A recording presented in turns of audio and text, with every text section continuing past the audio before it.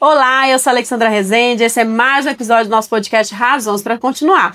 E antes de eu te apresentar o nosso convidado, quero te falar para você que está aí nos assistindo, nos sigam nas redes sociais, Instagram e também no nosso canal do YouTube. Lá tem todo o episódio completo que você precisa ouvir sobre desistir não é uma opção. Então eu faço votos que você vá lá no nosso Instagram, comente, compartilhe, envie para alguém que precisa ouvir realmente essa verdade.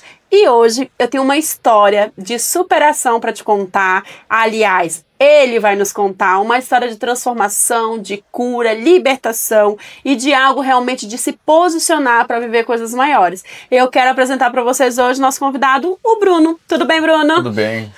Conta pra gente quem é o Bruno hoje. Bom, primeiro eu quero agradecer a Deus aí a oportunidade de estar aqui, agradecer a você pela oportunidade de compartilhar um pouco da minha história. Hoje costumo dizer que eu sou um fruto da graça de Deus, né? Uma identidade de filho e alguém justificado por Deus. Sou o Bruno, tenho 39 anos, tenho 2 filhos, sou pai de 2 filhos, um de 19 anos que é o Pedro. Sim. E o outro de 4 anos que é o Ian. Ah, que bênção! E conta pra gente um pouquinho da sua trajetória até chegar aqui. Quem é o Bruno? Quem foi o Bruno há 16 anos atrás? Então, Bruno, há 16 anos atrás, foi alguém um pouquinho complicado de se dizer, né? Sem o conhecimento de quem é Cristo. Cresci junto com a minha família, né? Com meus pais, com a minha mãe. Fui um menino surfista de praia, mas com muitas coisas aí pelo meio do caminho que acabaram dando uns destinos Sim. não tão bons. Mas, graças a Deus, hoje se tornar história de superação. Que bênção, a gente fica muito ansioso em saber a sua trajetória. Você me contou um pouquinho dela, mas eu quero que você conte agora para o nosso público um pouco realmente do que aconteceu para você, o que você passou e o que fez o Bruno chegar onde ele chegou hoje. Sim, então eu nasci na cidade de Santos, né, com meus pais, com a minha mãe, sempre moraram junto.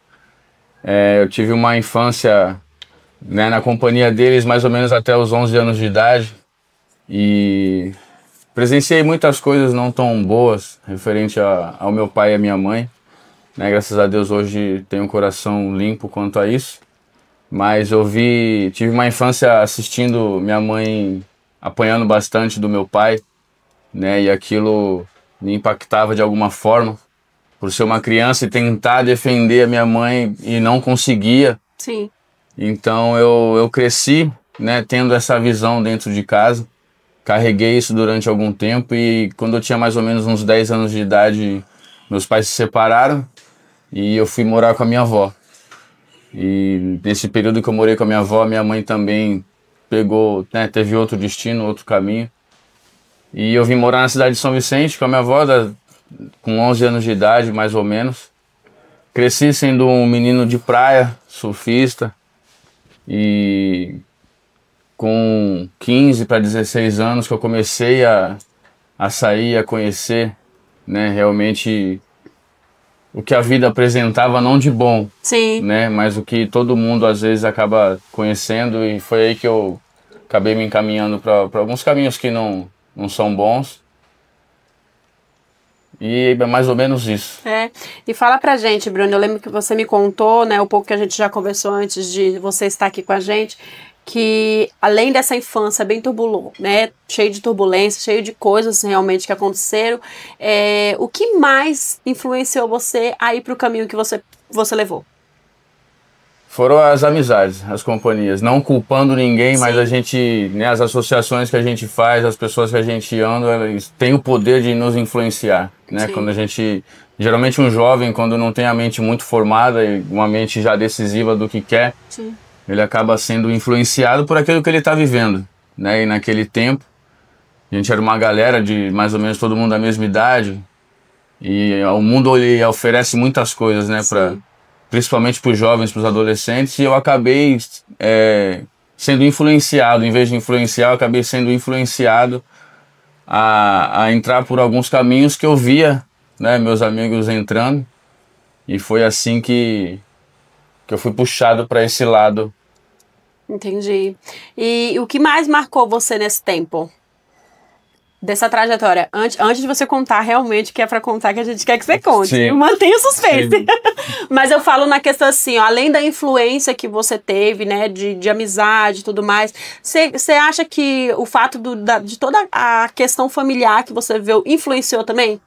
Influencia também porque hoje eu entendo que um lar sem a presença do pai, né, sem aquela referência de um pai, o filho ele cresce sem destino. Sim. Né? Eu acho que um pai ele tem essa responsabilidade de dar um destino pro filho.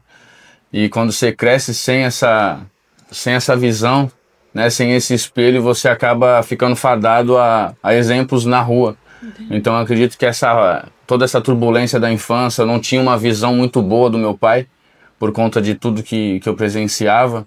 Eu acabei buscando talvez exemplos e me espelhando em pessoas na rua.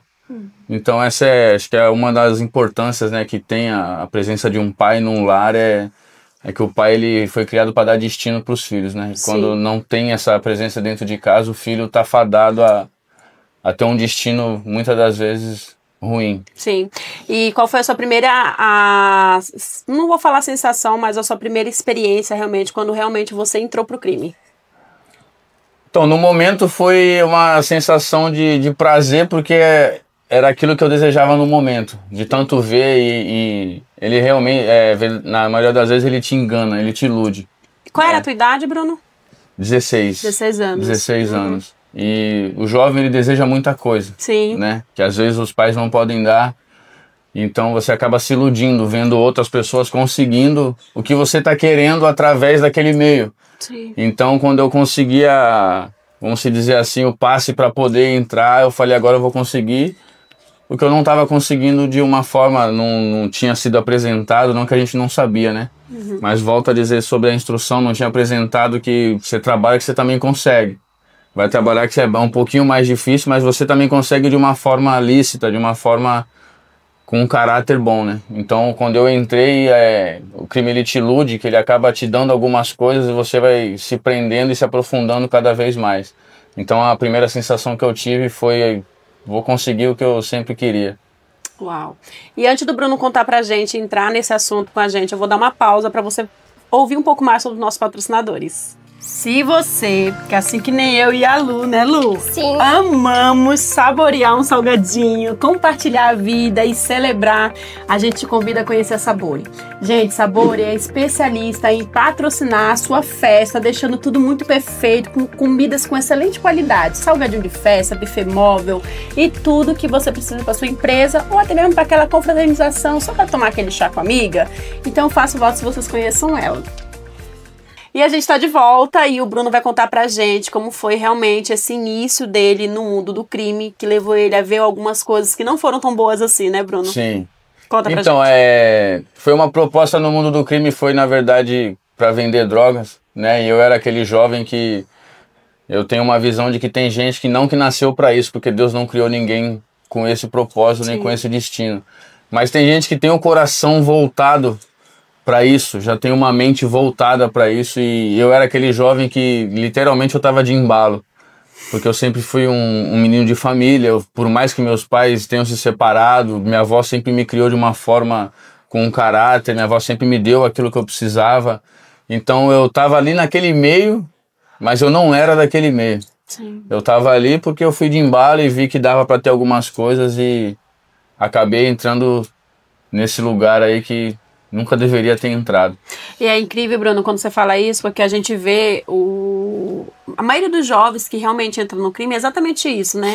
Então, às vezes não são pessoas de coração ruim, de personalidade ruim, ou que puxa para esse lado, mas são jovens que realmente, pelo fato de não ter um resguardo, né, da família em questão de educação, de tudo mais, e acaba se deixando influenciar. E vou consertar isso aí que eu falei agora, não é nem que não tenha a questão da atenção da família, porque como você falou, sua avó te deu uma boa criação, mesmo seus pais com toda a dificuldade, mas também te deram um bom caráter, vamos dizer assim, mas pelo poder da influência de outras pessoas e achar que é fácil, você acabou entrando. Sim. Conta pra gente essa parte, né, como foi, você contou pra gente que infelizmente teve que ir preso, me conta essa parte. Então, pra entrar geralmente é fácil, né, o convite é sempre aberto, sempre tem vamos dizer assim, uma vaga para quem quer entrar para esse lugar. E quando eu vi, eu já estava bem embalado dentro, né? Eu ficava na madrugada, né? Que eles têm horário para fazer tudo lá. Eu ficava no horário da madrugada e quando eu vi, eu já tinha trocado a noite pelo dia. E você acaba trilhando outros caminhos, né? Você entra de uma forma, quando você vê, você já está viciado em uma coisa, você já está viciado em outra. Então isso foi me levando por um caminho de drogas também, né? Que eu já não vendia somente mais, aí você já passa a usar aquilo que você está vendendo e você passa a experimentar outra coisa, porque Sim. vai se tornando fraco e você vai trilhando esse caminho sem fim, entre aspas, né? Porque ele tem um fim quando a gente encontra Jesus Cristo. Então, quando eu me vi, eu já estava mergulhado nisso e tinha um policial que ele sempre falava para mim, porque eu fui preso diversas vezes quando de menor. E quando você é de menor, dificilmente você fica realmente Sim. preso. E eu tinha uma tia que ela era PF, ela era da Polícia Militar, e toda vez que eu era preso, ela ia lá e me tirava. E isso, queira ou não queira, me deixava meio folgado. Eu falava, eu vou e daqui a pouco eu vou sair, Só que tinha um policial que ele falava assim, mas vou esperar você fazer 18 anos. Quando você fizer 18 anos eu vou te pegar. E eu tinha 16 para 17, eu falava, tipo, eu não considerava aquilo. Sim. Né, e mergulhado naquilo e quando deu 17 para 18, era próximo do carnaval, eu falei, eu só vou esperar passar o carnaval, aí eu paro de vender. Porque eu já tinha feito 18, já tinha um sinal dado, eu falei, quando passar o carnaval eu vou parar de vender drogas e vou seguir outro caminho. Só que nem sempre dá tempo. Quando deu uma semana antes do carnaval, eu já tinha meus 18, eu acabei sendo preso uma semana antes do carnaval. Então, se eu tivesse tomado a decisão antes, teria evitado esse episódio na minha vida. E é exatamente o que você falou, nem sempre dá tempo. Nem sempre dá tempo. Né? Às vezes os jovens, né, e eu faço votos para que o jovem que está nos assistindo agora entenda que quando você tem realmente essa capacidade de pensar, fala, não, vou parar, para. Sim. Porque pode ser a chance que você está tendo para que realmente você não tenha um fim trágico. Sim. Né? Aquele momento eu acredito que todos têm, porque eu vejo como um cuidado de Deus, como um alerta, né? Por mais que a gente não tenha nesse momento o Espírito Santo de Deus morando dentro, Sim. A gente tem um pai que cuida da gente, então são sinais que ele dá. É momento de, vou parar depois do carnaval, você já tem um destino para parar. Então você já tem uma nota ali de que agora é o momento, não precisa esperar passar não precisava esperar passar o carnaval. Sim. Com a ambição de ganhar o dinheiro que eu ia ganhar no carnaval para depois, que na verdade o dinheiro que eu ia ganhar não chegava nem perto do dinheiro que a minha família gastou para poder me tirar de lá. E aí aconteceu o pior. Aconteceu o pior. Foi preso. Sim, fui preso de madrugada também. E teria que ligar, né, para um familiar.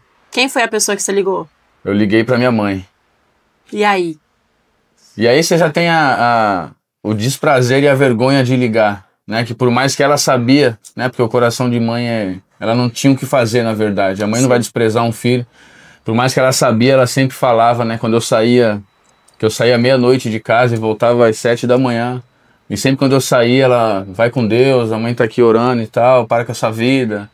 E quando você tá naquilo ali, você não pensa muito no que a mãe tá passando, você não quer saber muito, você quer saber do que você tá fazendo.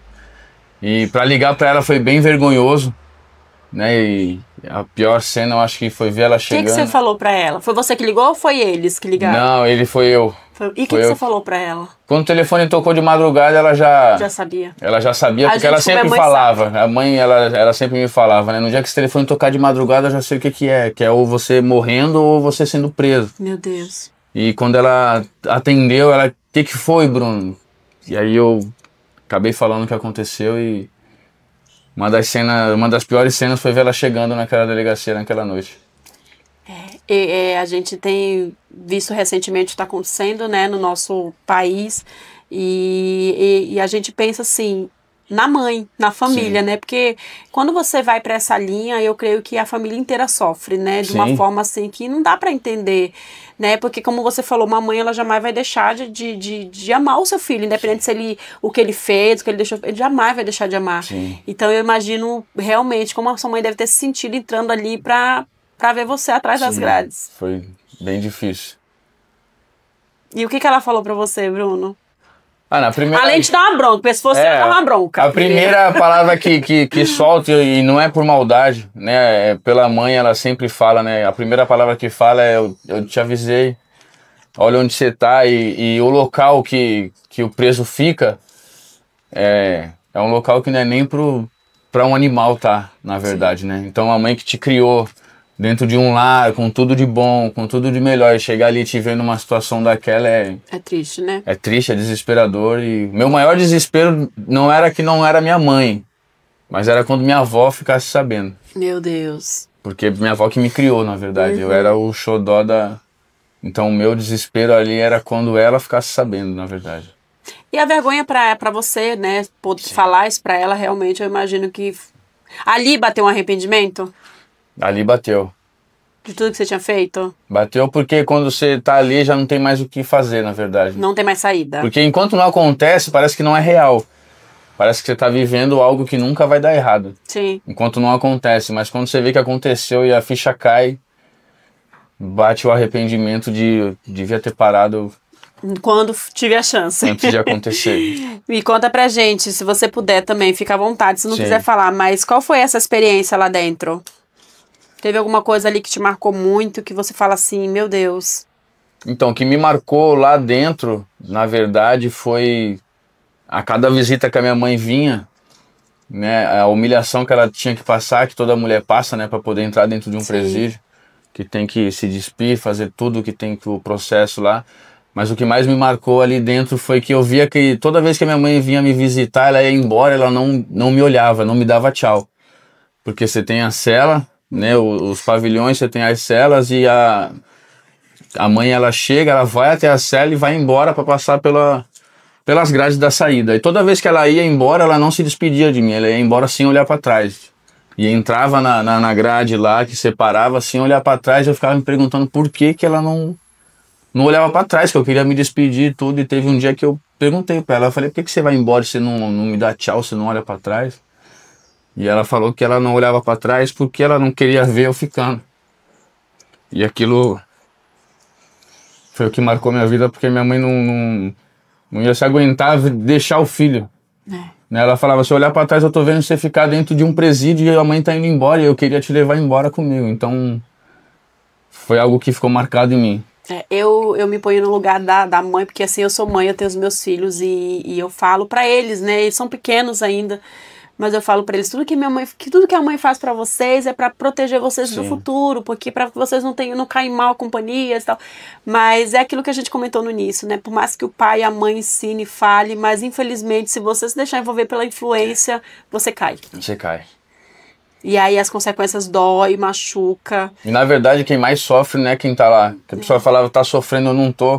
Porque eu tô pagando pelo que eu tava fazendo, eu tinha essa consciência. Eu não tava ali de inocente, de que, Não, eu sei que eu tô ali pagando pelo que eu fazia, mas quem sofre é a família. Fica fora, né? É mãe, literalmente, pai. Eu ouvi isso uma vez e eu nunca mais esqueci, né? A gente tem um serviço social na nossa igreja que eles fazem esse trabalho com os presidiários e tudo mais, e eu tenho pessoas em comum que fazem esse trabalho também fora da igreja, e uma coisa que a gente ouve sempre é que assim, quem mais sofre quando alguém é preso é a família. É a família, sem Porque dúvida. o preso tá ali, às vezes ele nem se arrepende. No seu Sim. caso, você se arrependeu, mas tem preso que tá ali e nem se arrepende. Ele acha que tá saindo de férias, né? Ficar de férias um tempinho, daqui a pouco eu tô na rua de novo. E infelizmente, quem mais sofre com isso é a família, a esposa, a mãe, os filhos, né? Porque nessa trajetória realmente é algo bem dolorido. Bem, bastante. Uau! Eu vou dar uma pausa aqui pra gente falar sobre os nossos patrocínios, que eles são muito importantes pra gente. Convido você também a continuar nos seguindo na rede social e já a gente volta. Você sabe que o seu sorriso é um cartão de visita, né? Então, doutora Karine Lipari é especialista, implantão dentista e cirurgiã dentista. Faço votos que vocês conheçam ela para transformar o seu sorriso. Um ambiente totalmente climatizado e um consultório, gente, extremamente humanizado. Então, siga ela nas redes sociais e acompanhe o seu trabalho. A gente está de volta e como vocês ouviram, né, no bloco anterior, o Bruno contando pra gente o tempo que ele ficou preso, né, e o quanto isso realmente atingiu tanto ele quanto sua casa. Bruno, conta pra gente esse período que você passou e tudo mais, e aí, depois que passou, saiu, e aí? O que aconteceu com o Bruno? Então, na saída eu lembro que toda vez que tinha um guarda que ele anunciava, né, alguma coisa e o advogado já tinha falado, né, que tá próximo. E quando ele anunciou, né, que hoje era o dia de sair, fez a ligação para minha mãe, eu acredito que foi um dos dias mais felizes da vida dela. E quando você vai atravessando, porque são muitos portões, você vai atravessando, e dessa vez ela não entrou, ela esperou no portão lá da frente, né, e quando abriu o último portão, que ela me viu, caiu em prantos, naturalmente, né, e eu também. E ela perguntou, o que você quer fazer de primeiro agora que você saiu? E eu, por ser um jovem surfista, eu falei, eu quero ir na praia. Porque quando você tá lá, você passa a dar valor para algumas coisas que do lado de fora parece ser tão natural e você não dá tanto valor. Eu falei, eu quero ir na praia. Fui na praia, mergulhei, tal, senti aquela sensação de novo. E quando você tá lá dentro, você faz 1000 promessas, né? Você fala, eu vou sair, nunca mais eu faço, nunca mais isso. Deus me tira daqui, porque se eu sair, eu paro. E quando eu saí, naturalmente eu fiquei tranquilo durante um tempo, né? Curti minha família ali novamente. Só que a promessa foi quebrada. E as amizades retornam. E eu voltei pro mesmo ambiente, que aí você quer cumprimentar todo mundo, você quer ver todo mundo, você tá ali. E agora, infelizmente, você tem uma passagem no seu nome, não é qualquer emprego que te aceita. Sim. Eu me vi sem emprego, acabei voltando novamente. Quando eu vi, eu já estava lá inserido novamente no mesmo lugar, com as mesmas amizades, fazendo a mesma coisa de novo. Então a saída no começo ela foi maravilhosa, curti minha família, curti tudo, mas quando eu vi eu já estava novamente no mesmo ambiente, fazendo a mesma coisa, arriscando voltar para o mesmo lugar que eu tinha acabado de sair praticamente. E aí, Bruno, mas mesmo com toda aquela influência, voltou ou não voltou a cometer de novo? Acabei voltando por conta de estar no mesmo ambiente novamente, né, e das dificuldades de algumas coisas, eu acabei voltando a praticar tudo que eu fazia há um tempo atrás. Sim. E quando foi a chave que virou e você falou assim, não, eu preciso sair dessa vida, eu preciso dar um jeito? Então, nessa parte que eu voltei, né, no meio dessa galera, a gente saía bastante para alguns lugares e eu acabei indo para um baile funk e conheci uma pessoa nessa saída minha, né, a gente acabou ficando junto e depois de um tempo ela acabou falando que estava grávida. Uhum. Então, sempre foi um sonho meu, né, ser pai. E no momento que ela falou que estava grávida, de bate e pronto, já veio o sentimento dentro de mim de que eu precisava mudar o rumo da minha vida. Uau. Que agora viria uma criança e isso não seria um exemplo para essa criança. E o risco de ser preso novamente e ficar sem estar perto do filho e também da mãe me trouxe a convicção e a pensar de que acho que ali era o tempo de realmente parar com a prática de vender drogas. E aí você deu a reviravolta. Aí foi o momento onde a vida deu um outro rumo. Uau, e aí eu já sei, mas eu quero que você conte, porque pra mim foi algo assim que eu falei, meu Deus do céu, como assim? Conta pra gente essa reviravolta, dessa questão da moça que você falou que você conheceu, do seu filho, Sim. Que querendo ou não é o seu filho. Sim. Então, eu conheci essa moça, né, num baile e a gente acabou indo embora junto e já com uma semana a gente já estava praticamente morando junto, né, que fica naquele convívio, dorme aqui, vai para lá e sai. E passado alguns meses, né, um mês praticamente, ela falou para mim que estava grávida. Foi o momento onde eu parei, né, conversei com quem tinha que conversar e falei, eu paro por aqui e tal, vou ser pai, aquela comemoração, né, de um sonho se realizando. E comecei a correr atrás do emprego, né, arrumei um emprego de motoboy, comecei a trabalhar, ter a noção, né, do que era trabalhar. Sim. Foi a primeira vez, o primeiro contato. E depois disso eu ingressei trabalhando, né, e a gravidez foi acontecendo tudo naturalmente, tudo, né, de uma forma boa, com os cuidados de Deus. Já estava me tornando um pai de família ali, com a mente sendo mudada para algumas coisas, amadurecida, né, com Sim. com tantas responsabilidades. A gente pode dizer que, então, a paternidade foi realmente a oportunidade que você teve para mudar de vida. Sim, foi quando eu recebi a notícia, foi a oportunidade que eu acredito que foi preparada por Deus. Porque no desleixo da conversa a gente vai ver que realmente, eu acho que foi uma forma que Deus sabia que mexeria no meu interior. Sim. Talvez seria a única forma que eu parasse para refletir e falar, não, isso não realmente tem que acabar por aqui. Entendi. E aí veio a gravidez, o nascimento, a vida a dois. Conta pra gente. Então, a gravidez foi uma gravidez tranquila e eu era tão desligado e tão moleque que eu não tinha muita noção do que era gravidez, né? A gente, quando é menino, você não se interessa muito por esses assuntos e eu sempre carregava ela comigo para onde eu ia. Eu sempre gostei de rua, então eu ia pra rua, ela ia comigo, onde eu ia ela tava junto. E teve uma certa manhã que ela falou, hoje eu não vou, eu tô sentindo umas dores e tal. Eu falei, não, vamos. Ela falou, não, aí tava escorrendo uma água. Ela falou, não, tá saindo uma água de mim, não sei das quantas. Acho que nem eu e nem ela tinha noção das coisas. E nada mais era do que a bolsa tinha estourado. Uhum. E eu não sabia disso. Eu falei, tá escorrendo uma água, então fica aí que vai parar. E saí. E eu nem imaginava que era o momento que tinha que pegar... Sim, levar ela pro hospital. Levar pro hospital e tudo, e sair. Daqui a pouco meu telefone toca, minha mãe me ligando. Ela tá aqui, se contorcendo de dor, teu filho vai nascer e tal. E eu nem tinha noção disso. E da onde eu tava, eu já voltei correndo, comemorando. Falei, pô, chegou a hora. E fomos pro hospital. Graças a Deus teve um parto tranquilo, deu tudo certo, né? Até a chegada lá. E no dia do parto mesmo, quando chega aquele pessoal para ver, né, a criança e tal, eu recebi uma notícia que no momento eu não acreditei muito, por conta de toda a emoção, né, de ser pai, tá ali, aconteceu, nasceu, mas despertou algo na minha mente. Meu Deus, conta. Pode contar, eu deixo. Então naquela de entra e sai da sala, eu quero ver a criança, eu quero não ver, e eu como pai eu queria ficar lá dentro. Sim. E só pode ficar um. Aí teve uma amiga dela que virou pra mim e falou, pô, tu não sai lá de dentro e tal. Eu falei, pô, mas o filho é meu, eu fico lá dentro a hora que eu quiser, que eu ainda tinha esse lado meio... Brutão. E ela virou pra mim e falou, pô, também tá fazendo questão tanto de ver um filho que nem é seu. Meu Deus, e aí? Eu dei aquela refletida, eu falei, como que não é meu? Ela não é teu e tal, e se acorda. Aí eu voltei pra dentro do quarto, mas aquilo no momento eu ouvi, mas não captei. Por conta do meu sonho tá aqui, vambora. Sim. Então ali naquele momento não senti nada naquele momento, mas foi algo que me fez parar um pouco, sabe? Por que ela falou isso? Uhum. Por que aconteceu isso? Mas nada que tenha me afetado no momento. Não. E como foi essa questão dos dois, né? De falar pra ela e tal, e descobrir realmente a verdade, tudo. Então, eu fui descobrindo a verdade ao longo do tempo. Nesse período você continuou criando a criança com o seu?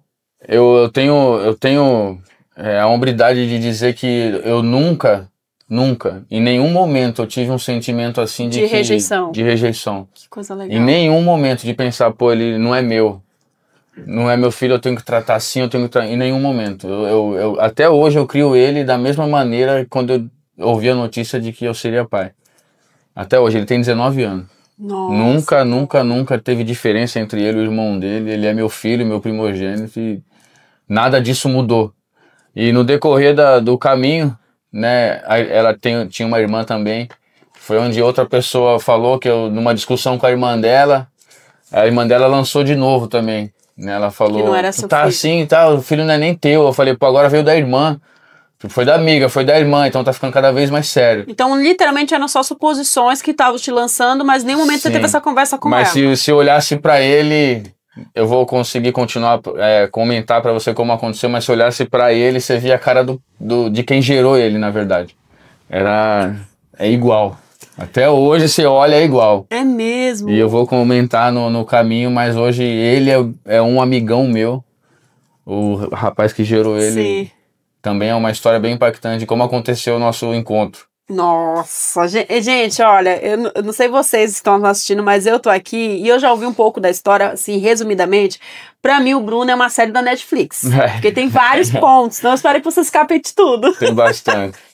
Ai, ai. E o que fez você realmente seguir, sem pensar em nada e continuar? Foi questão realmente da paternidade, de saber que ele era seu filho, independente de qualquer coisa? Foi a questão da paternidade e eu penso que ele não tem nada a ver com isso. Sim, as escolhas, né? As escolhas foram dos dois, né? Ele é uma criança inocente. Eu não poderia simplesmente vou rejeitar porque não foi eu que gerei, né? Mas eu acompanhei a gravidez desde o primeiro mês. Então eu tinha dentro de mim que ele realmente é meu filho, né? Entendi. Assim como ele é até hoje e sempre vai ser. E teve essa conversa com ela? Teve a revelação realmente ou não?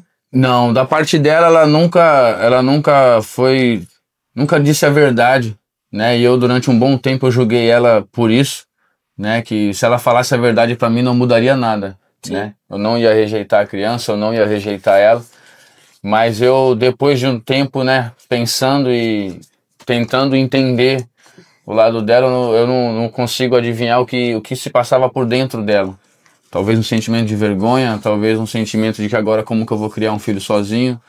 Talvez, né, essas coisas fizeram com que ela não tivesse coragem de falar a verdade, né? Nunca também carreguei nada quanto a isso referente a ela, porque ela sempre foi uma pessoa muito boa. E demorou muito tempo? Durou o relacionamento de vocês ou depois acabou? Não, entendeu? a gente foi casado 12 anos. Meu Deus, Bruno, literalmente uma vida. É uma vida, praticamente. Uma vida. 12 anos. Que vendo se você falar isso e a gente puxa a sardinha um pouquinho pra você, porque realmente você pegou e quis realmente mudar, né? E montar essa família, né? E que bom que nesse período vocês se acertaram, viveram todas as estações, por mais desafiadoras que foram, mas viveram as estações de vocês. E criou esse menino, né? Querendo ou não, eu tenho plena convicção que você colocou princípios nele, faz de tudo para que ele não vá seguir o caminho que um dia você seguiu, entendeu? Isso é muito, muito válido. E aí me conta, quando foi que você começou a entender que você precisava de Jesus? Então, Jesus, ele tem as suas maneiras escandalosas de pegar a gente, e eu... Porque, só para o público entender, nesse período todo aí que você tá contando pra gente do crime, da gravidez, de tudo, você ainda não era cristão. Não, nunca nem sonhava em ser cristão e nem sabia quem era Jesus Cristo. A gente sabe que tem um Deus, que tem Jesus, mas o conhecimento nem perto de nada. E quando foi que essa chave virou, realmente você entendeu que precisava de Jesus na sua vida? Sim, na verdade, foi numa noite inesquecível, foi num baile funk, onde tava eu e a mãe do Pedro, né? A gente foi... Um baile funk. Um baile funk. Tá vendo? Jesus, ele usa qualquer lugar pra te encontrar. Foi no baile funk, nesse tempo eu gostava muito, né? Dessas coisas e... É inesquecível, era 2 horas da manhã, quando a gente tinha acabado de chegar no baile. E sempre foi tão natural, né? Quando você tá nesse meio, você compra a sua bebida, você tá com a sua droga... E aquele ambiente é o mais propício para que você queria. E nessa noite, em especial, foi diferente. A gente chegou, acho que eram as 2 horas da manhã. Eu peguei minha bebida, tava com a minha droga no bolso. Só que nessa noite eu peguei a bebida e eu não conseguia beber. Naturalmente, como todas as vezes. E eu olhava o ambiente, eu via aquele monte de gente passando para lá e para cá, todo mundo já bêbado. E aquele ambiente, ele tava estranho naquela noite. Não tava o mesmo ambiente de sempre. Sim. E aquilo ali me paralisou, fiquei pensando, aí começou a vir na minha mente o que eu tô fazendo aqui. Então eu acredito que ali era o Espírito Santo trabalhando já na minha vida, sem nem conhecer, né? Que é ele que convence a gente, então sem nem conhecer quem era. E eu olhava pro copo de bebida, e eu olhava pro ambiente, e tava estranho, não era uma noite mais normal como sempre. Aí deu umas 3 horas da manhã, eu falei pra ela, eu quero ir embora. Ela falou, mas a gente acabou de chegar, eu falei, mas eu quero ir embora. E eu olhei pra bebida, aí joguei a bebida fora, não bebi, aí peguei a droga que eu tava no bolso, também joguei fora, e falei, eu quero ir embora. Ela, então vamos embora. Então foi nessa noite que começou a mudar toda a minha vida. Uau! Pra seguir, dali eu acho que foi o início da minha conversão, foi nessa noite. Uau. E aí, após isso, como seguiu? Então, fui pra casa normal, no outro dia eu acordei pensando no que aconteceu na noite. Falei, pô, não é normal o que aconteceu, tipo, algo que eu gostava demais e não tava tão natural mais, né? E eu comentei isso com algumas pessoas e aonde foi o convite que eu recebi de uma amiga para ir fazer uma visita numa igreja. E aí você foi? Aí eu fui. Ela foi com você ou não? A sua esposa na época? Não, eu fui sozinho. E como foi esse encontro? Então, você chega, né, a primeira vez, você olha, é o mesmo pensamento, o que eu tô fazendo aqui? Que louco! Esse pessoal de igreja, esse pessoal não tem nada a ver com o que eu sou. E eu entrei, né, aceitei o convite, vamos entrar lá. E assim que eu entrei, eu também, é algo inesquecível, eu recebi um coração, que eles entregavam um coração num papel. Sim. Para cada um visitante que chegava, e naquele coração estava escrito: vou tirar o coração de pedra e vou colocar um coração de carne. Esse foi o texto da minha conversão. E aquilo me tocou, porque vou tirar um coração de pedra e colocar um coração de carne, né? Significa 2 corações, e quando a gente não tem Cristo, né, na nossa vida, nosso coração é um pouco endurecido para algumas coisas, e a ministração daquela noite foi a respeito disso e me fez refletir bastante, né, que a minha vida estava um pouco ao contrário da vida que Jesus realmente queria para mim. Então naquela mesma noite eu fui convencido a aceitar Jesus Cristo. Eu fui lá na frente com aquele pensamento, como é que vai acontecer, mas daquele dia em diante minha vida tomou um rumo completamente diferente. E vale a pena ressaltar isso aí, Bruno, que nós que somos cristãos, né? A pessoa quando aceita Jesus a primeira vez, Sim. Muita gente pensa assim, agora vai ser tudo diferente. Não. Mas na realidade o que muda é por dentro, Sim. né? Porque no dia seguinte continua a mesma coisa. As mesmas... Lógico que você pensa que você precisa ter posicionamentos diferentes para mudar a sua vida, sim. né? Mas infelizmente muitas pessoas que aceitam, que vão para aceitar, acham que aceitando é como se fosse uma bola, um efeito mágico, né? Sim. Uau, agora tudo mudou. Não. Realmente no mundo físico nada muda, mas no espiritual e no sobrenatural muda muita coisa. Foi isso que aconteceu com você? Sim, bastante. Que bênção. E aí, depois disso, começou a trajetória lá, você com Cristo, e ficou mais fácil ou ficou mais desafiador? Conta pra gente. Então, fica desafiador porque você começa num processo das renúncias. Coisas que são naturais pra você já começa a não ser mais. Sim. Porque já tem o Espírito Santo dentro, sinalizando o que é errado, entre as renúncias, entra abrir mão de bastante coisas que pra nossa carne e para aquele tempo eram boas. Mas a gente tem a ajuda, né, do Espírito Santo, e mesmo tempo que é desafiador, ele nos garante que ele vai estar com a gente sempre, e ele nos encoraja a conseguir, né? É uma construção eterna, vamos dizer assim.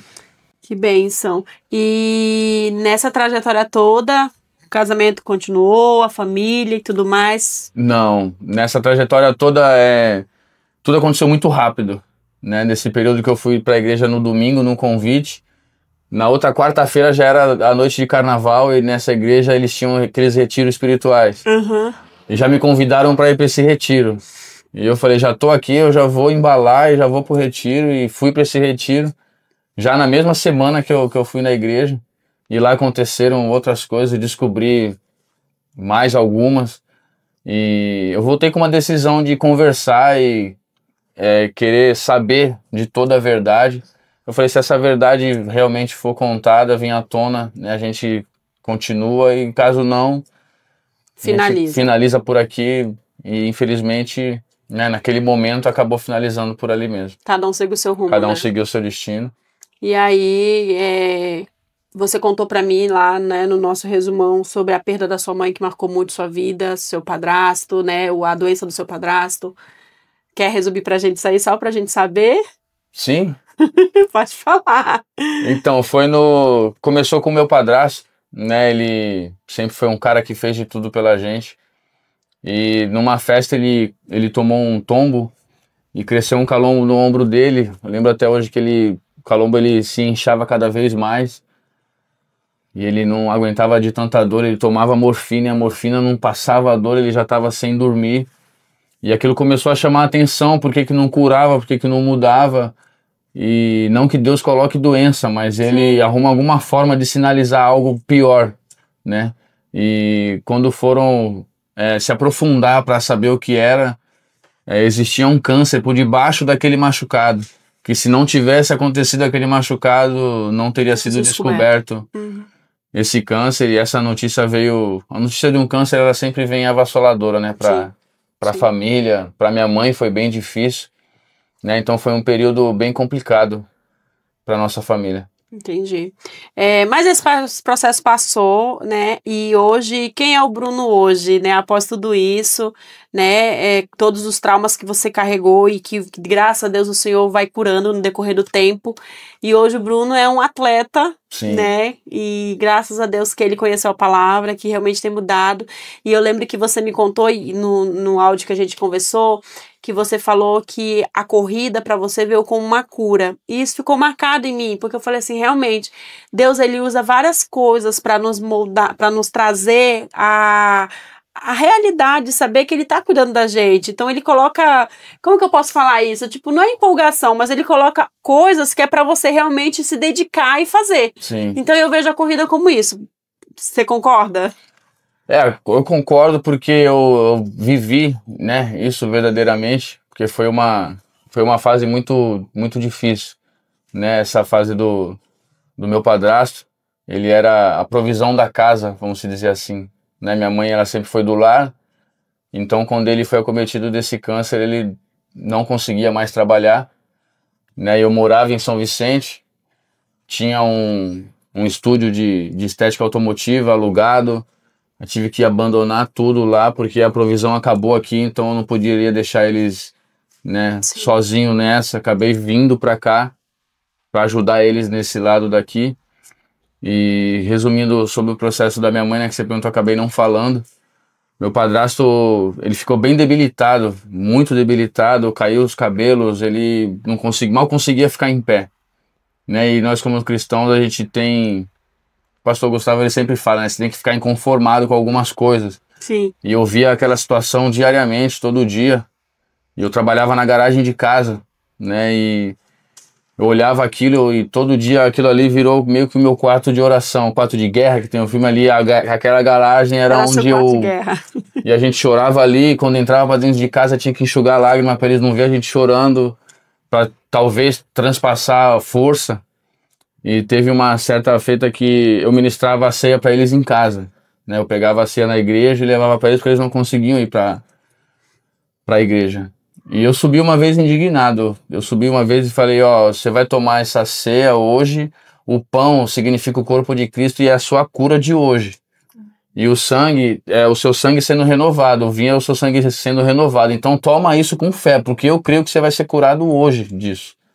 Que eu estava indignado com a situação.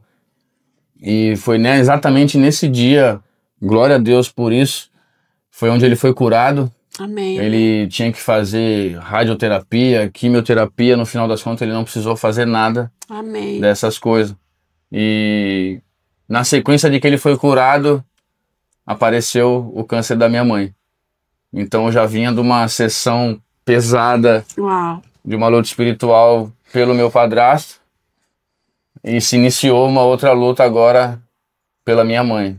Então foram períodos onde você teve que botar a fé em prática. Eu tive que, forçado, entre aspas, ou você tem fé, ou você tem fé. Ou você tem fé, não tinha outra opção. Não tem outra opção. Só que, do contrário do meu padrasto, o meu padrasto ele era um cara cheio de fé. O que manteve ele vivo, claro, foi a cura divina, mas a fé que ele tinha, de não aceitar aquilo. Uhum. E a minha mãe não tinha a mesma fé. Minha mãe, ela estava cansada de todo o sofrimento, porque ela sofreu demais desse período. E ela falava, eu tô cansada, e eu não aguento mais viver assim, não aguento mais viver assim. E uma das cenas que eu tenho a memória é que a garagem que eu trabalhava era na janela da sala. E quando eu olhava pela janela, eu via ela no sofá e eu falava pra ela, ei, eu via que ela tava assim, eu batia a palma, bora dona Ana, se levanta. Aí eu voltava pra cá e chorava escondido, e ia lá, e levanta dona Ana, e levanta, e ela levantava. Então foi um período de fortalecimento de fé, né, no amor de Cristo. Eu lembro que nos tempos de depressão também, eu passei uns 3 períodos de depressão com a minha mãe, que eu tinha que pegar a moto e vir, que meu padrasto ligava e ela estava em desespero, trancada no quarto, num sol. Aí você enxuga as lágrimas subindo, porque você vê aquela cena da minha mãe, tinha 40 e poucos anos e falava, isso não tá certo. E eu tinha que chegar e sorrir, abrir a janela e falar, mãe, é o sol. E ela fecha isso. Eu, não, se tu não levantar, eu vou trancar tudo e vou deitar aqui contigo, vou ficar doente contigo. Aí é onde ela levantava e descia, e tinha que... Vai tomar banho, mãe, que ela já não queria tomar banho. Vai tomar banho, se arruma, desce, eu vou ficar doente contigo. E joga aquela... Então foi um período bem difícil. E... Uma certa vez eu tava na minha garagem lavando o carro, foi a última vez que eu vi ela passando, que ela disse, meu padrasto me chamou, tua mãe não consegue se mexer lá em cima. E o difícil de você se mostrar sempre forte é que todo mundo vai achar que você tá sempre forte, na verdade. Só que só Deus sabe como eu tava todos os dias. Eu me mostrava forte pra eles, porque alguém precisa ser forte. Só que eu tava quebrado todos os dias. E eu subi desesperado e ela não aguentava andar e descemos, chamamos a ambulância. Enquanto a ambulância não chegava, eu fui fazer meu trabalho que eu tava fazendo ali, tava orando. E ela passou e me olhou como se fosse com um olhar de despedida, não sei. E deitada na maca e parou na ambulância, eu olhei pra ela de novo. E ela tinha recebido uma palavra, né? Que ela tinha que ter fé ou pra ser curada ou pra ser salva. E a gente quer que seja a fé para ser curada, né? Para que fique ali, na verdade. Então aquela foi o último momento que eu vi ela, entre aspas, né? E foi pro hospital e o telefone tocou de noite. O hospital chamou os familiares e... precisa vir aqui para assinar um documento para ninguém mexer onde não deve. Só que a gente já sabe. Já tá meio que ciente da coisa, né? E assinamos e... Eu entrei no quarto, minha irmã não entrou. Falaram, quer ver ela e tal, pra dar uma boa noite. Aí eu entrei, ela tava dormindo. Meu padrasto entrou, ele conversou, eu entrei, ela tava dormindo. Só que ela tava noite sem dormir. Eu falei, eu não vou acordar minha mãe agora. Porque agora ela vai descansar. Amanhã eu volto e... Sim. Ela vai estar acordada, eu não vou atrapalhar o descanso dela agora. E dei um beijo nela ali na cama do hospital e saí. Aí eu saí e falei pra minha irmã, a boca da mãe tá um pouco clara, mas eu não acordei ela para descansar. E quando deu algumas horas depois, o telefone tocou novamente. E foi a hora que ela acabou partindo.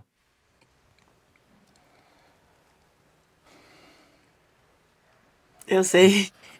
Eu tô aqui tentando segurar, gente, porque a gente que passa por esse processo, tanto de enfermidade quanto de fé, a gente sabe o quanto é desafiador a gente se manter firme e convicto da palavra que a gente crê. Não é fácil. Não é fácil você se manter firme no meio do caos.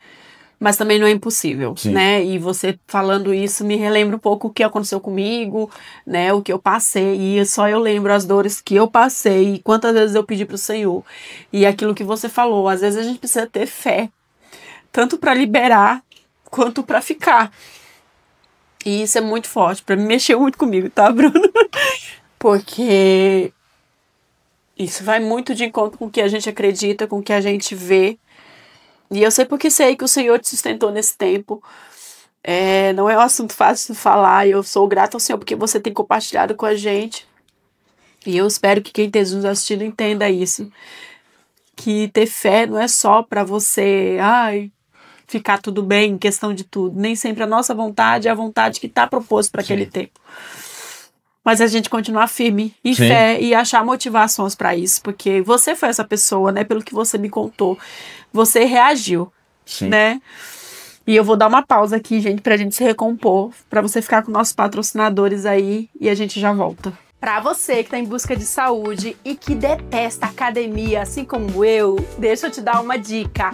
O Estúdio Ana Sabina é um estúdio especializado, além da saúde da mulher, na área da musculação. Então, para você que quer fazer seu treino com tranquilidade e ter um profissional totalmente ali à sua disposição, eu te convido a conhecer o Estúdio Ana Sabino, um estúdio climatizado, pronto e adequado para te receber e preparar o seu melhor treino.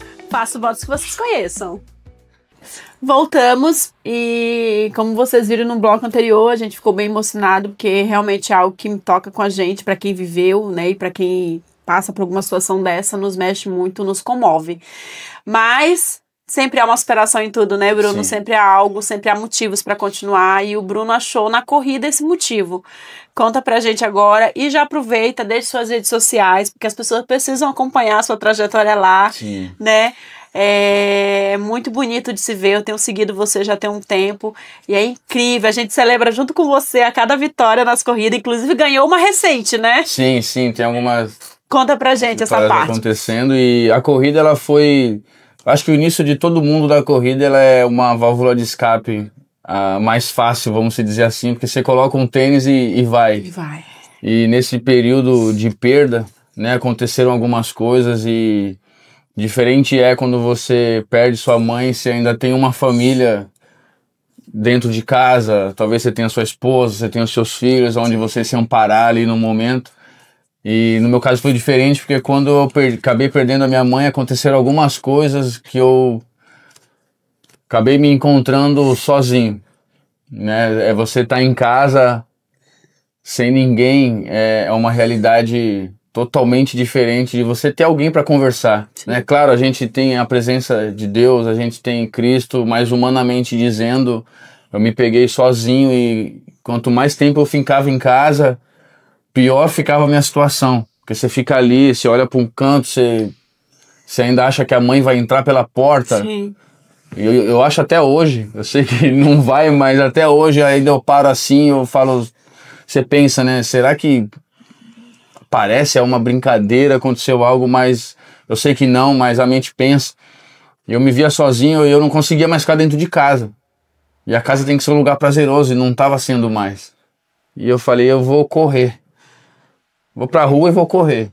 E coloquei um tênis para correr e saí e sem destino, sem nada e fui correndo e na verdade no primeiro impacto aquilo me cansou. Então eu voltei para casa, em vez de você estava cansado, eu tomei um banho, deitei e acabei dormindo mais rápido do que um dia anterior. Eu falei, tipo assim, isso me cansa, me faz dormir mais rápido. Aí no outro dia eu vou correr de novo, porque eu queria cansar para dormir e não pensar tanto. Sim. E quando eu menos esperei, eu já estava numa trajetória correndo todos os dias. E a corrida, ela é, para mim hoje, até hoje, tirando os treinos que eu faço, que é um treino mais intensivo, que é com o grupo e tudo, quando eu saio para correr longas distâncias, é o momento onde Deus fala comigo o tempo inteiro. Porque a corrida ela tem o poder de trazer uma reflexão, foi ali que foi acontecendo. Por isso que ele fala que a corrida cura, quem cura é Cristo. Mas a corrida é uma fórmula onde é usado para você parar ali, você consegue refletir. É o tempo que você está pensando, você está cansando o seu corpo, você consegue pensar em tudo. E eu percebi que nesse lugar eu colocava as coisas no lugar na minha mente. Fazer um certo ajuste, né? E nesse tempo eu tinha perdão para liberar para pessoas, eu tinha que me perdoar sobre algumas coisas, então a corrida ela causou isso tudo em mim, sabe? Foi um lugar onde eu liberei perdão para um monte de gente, que eu não tô correndo sozinho, eu tô correndo com alguém. Por mais que eu esteja só fisicamente, eu tenho algo dentro de mim que me leva a refletir, então foi o lugar que eu liberei perdão. Então até hoje, toda vez que eu saio para correr, inclusive eu fui hoje, tem um momento da corrida que Deus me pega de alguma forma. E ali eu choro, e ali eu oro, e ali eu ouço. Então a corrida ela veio como forma de válvula de escape, né, para minha vida. E eu nem imaginava, porque a nossa pastora fala, né, Deus tem sempre mais. Sempre mais. E eu nem imaginava o que estava reservado para mim. E hoje eu me tornei um atleta, né, de competição real, de corrida de rua. Deus me deu a graça de correr bem, né? Então de 12 competições que eu participei, 11 eu estava em cima do pódio e eu sei que isso é graça de Deus sobre a minha vida. Então um lugar que era escape virou para mim parte da minha vida hoje. Sim. Que bênção. E qual é a sua rede social, Bruno?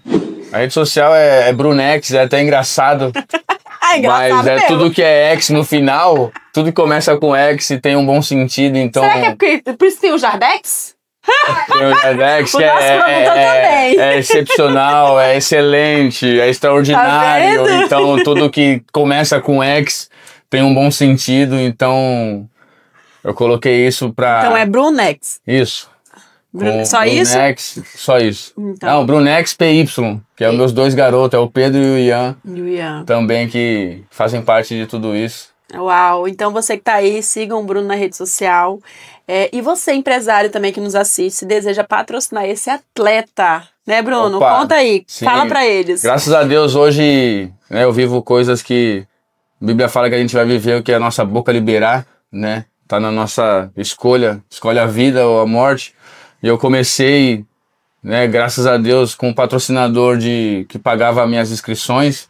E eu sempre comentava com meus irmãos da igreja, né? Eu falei, ainda vou arrumar um que pague minha suplementação, que pague meus tênis, que pague isso e aquilo. E graças a Deus hoje eu tenho a graça de ter um patrocinador que paga minhas inscrições, tem um que paga a minha suplementação, tem outro que paga meus tênis, mais ainda, isso é um mundo grande, Sim. Que é tudo bem caro também, então, né, tem vaga para você que quer divulgar sua empresa. Tem vaga, né, Bruno? Tem vaga. E ela vai ser super bem divulgada, pode ter certeza disso, que é uma parceria onde eu me comprometo num profissionalismo de fazer um excelente trabalho, né, de entregar o meu melhor e sem dúvida sua empresa vai crescer junto comigo. Uau! E a gente está chegando ao final, né? E eu quero muito que o Bruno fale para quem está nos assistindo agora, deixe uma mensagem para aquele jovem que está aí iludido, achando que essa vida compensa, Sim. né? Ou aquele que realmente está passando pelo processo de depressão, de luto, o que realmente muda? Sim, para os jovens, né? Vamos iniciar para os jovens, é um mundo ilusório, né? Sempre me falavam assim, só tem dois caminhos, ou é a morte ou é a cadeia. E realmente só tem dois caminhos, cedo ou tarde, ou é morte ou é cadeia. Então, deixe isso de lado, né? Se apegue em Jesus Cristo, segue o exemplo de seus pais. Trabalhar é algo muito bom e te proporciona algo muito melhor do que qualquer chance mais fácil, né? Pode te proporcionar. Então, siga o caminho correto que vale muito a pena, você vai evitar muita coisa, muito sofrimento para a sua vida. E para você que se encontra talvez num estado de depressão, no fundo do poço, né? Que eu cheguei lá no fundo do poço, o que eu tenho para te dizer é não tente sair de lá sozinho. Porque se você está no fundo de um poço, você não tem nada em você que possa te tirar de lá. O que eu posso te dizer é se apegue em Cristo. Porque é nesses lugares que Cristo vai e Ele é o único que pode te tirar de lá. Quando você está no fundo do poço, quando você não tem mais força nenhuma, é só Ele que pode te tirar de lá. Eu tenho como exemplo, né, José, da Bíblia, que foi lançado numa cisterna, que hoje é um poço, pelos seus irmãos, e Deus usou um dos irmãos dele para falar, vamos tirar ele daqui, porque não vamos deixar ele morrer aí não. Então se associa a Cristo e se associa a pessoas que têm a capacidade de tirar você dali. E outra passagem também que me impacta muito é a mulher do poço, onde ela foi encontrada por Cristo. Ela não estava no fundo do poço, mas ela estava ao redor. Talvez sua situação não é tão assim que você esteja no fundo, mas você esteja próximo. Jesus, ele disse que era necessário passar por lá para ter um encontro com essa mulher. Então, seja no fundo do poço, seja na beira dele, abre seu coração para ter um encontro com Cristo. Que Ele é o único que vai ter o poder para te tirar daí, assim como Ele me tirou, me deu uma nova vida. Hoje eu tenho uma vida maravilhosa, todas essas dores passaram. Graças a Deus, e hoje eu posso dizer isso pra você que vale muito a pena e vai dar muito certo. Amém. Amém. Gente, Bruno, obrigada. Obrigada por compartilhar sua história comigo, com o nosso público. Fico muito grata ao Senhor por você ter aceitado o convite, né? Faço votos que as pessoas que estão nos assistindo divulguem a sua história, né? Para a pessoa que realmente precisa entender que existe uma opção, que existe uma luz no fim do túnel, sim. né? E é isso, muito obrigada, viu? Nos sigam nas redes sociais, compartilhe essas histórias com outras pessoas. E você que tá aí também, que deseja ser nosso patrocinador, chame a gente aqui, ó, conecte com a gente, nos ajude a continuar espalhando história de superação. Obrigada!